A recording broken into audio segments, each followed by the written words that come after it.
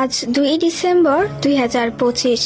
গত বছর ঠিক আজকের এই দিনে ছোট্ট একটা প্রাণীর মৃত্যুর খবর পুরো আর্মি ফ্যান্ডমকে কাঁদিয়েছিল।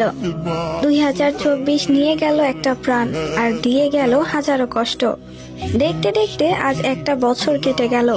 এভাবে দেখতে দেখতে হাজারো বছর কেটে যাবে, কিন্তু ইয়নচান বেবি, তুমি আমাদের মনের একই জায়গায় থেকে যাবে, এক টুকরো ভালোবাসার স্মৃতি হয়ে।